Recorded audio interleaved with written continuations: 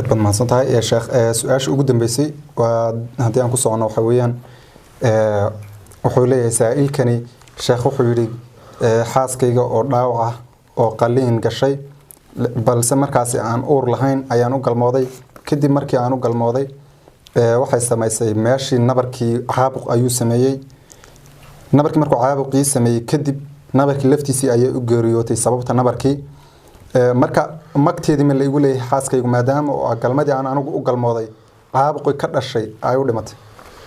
alxamdulillah wasalaatu wasalaamu calaa man laa nabiya bacdahu wacalaa aalihi wasaxbihi wasalim jawaabtu waxa weeyaan haa magta waa lagu leeyahay waad runta hadii hal mag laga qaado oo dhawaad ku dhagarooday marka waxa weeyaan magtii horta waa lagu leeyahay fuqahadeenu waxay ka hadlaan mas'ala la yiraahdo mas'alatul ifdaa mas'alada la yiraahdo mas'alatul ifdaa waxa weeyaan gabadhii ninku inuu maxalkii galmada ee duleelkii galmada loogu tala galay iyo duburkii oo xaqii damba inuu isku faruuro taa hadii ay dhacdo magma lagu leeyahay ninkii misalowna maba dhiman hada gabadhii laakiin labada uu sameeyay magtii ma lagu leeyahay mag dhamaystiran 100 baa laga qaaday waxaan jeedaa konton magteedii dhamaystiran baa laga qaaday hadii marka taasi de gabadhii oo noolba laakiin dhaawaca la gaarsiiyay iyo maxalkii wanaagiisii iyo manfaacadiisii tagsiinta ninka uu tagsiiyay looga qaadayo tan waa min baabi awlaa weeyaan oo qiyaas awlaa weeyaan noqonaysa gabadhii marka magteedii waa lagu leeyahay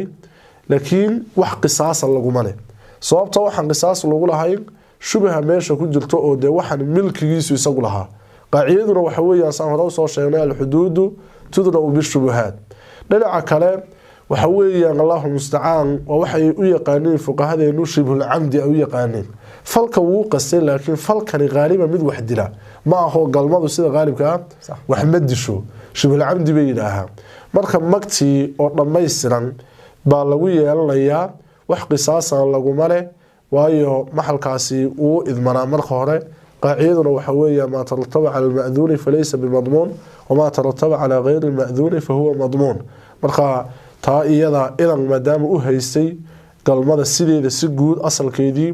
laakiin ficilkan uu ka dambeeyay magtii gabadha kontonkeedii oo dhamaystiran ninka waa lagu leeyahay wax qisaasan lagu male wallahu a'lam